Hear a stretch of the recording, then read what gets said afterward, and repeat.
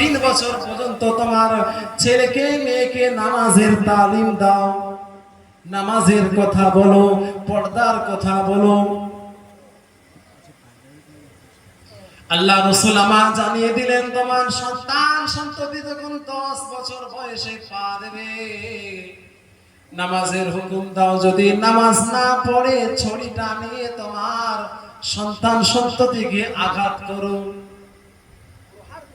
আল্লাহ রাসূল কি করতে বলেছে বলুন না জি, ছড়ি নিয়ে সন্তান সন্ততিকে মারতে বলেছে। যাও নামাজে যাও, নামাজ পড়বে না, ঘরে ঢোকা বন্ধ।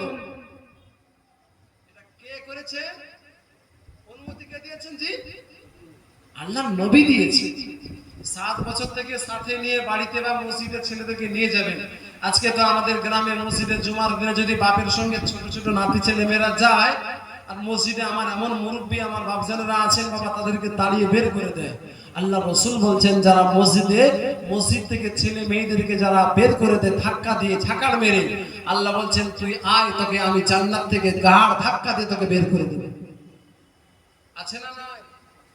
ও মুরব্বী চাচা, ও মুরব্বী দাদা জানে না যে আমার নামাজটা হচ্ছে কি হচ্ছে না। কপালটা খালি কালো হয়ে যাচ্ছে, গাঁটগুলো কালো হয়ে যাচ্ছে, কাজের কাজ কিচ্ছু হচ্ছে না।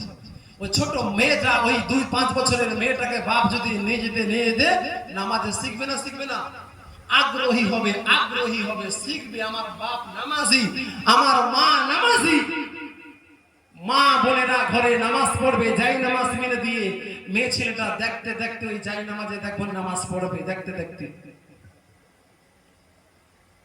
আর একবার যখন ওই ছেলেকে যখন আপনি মসজিদে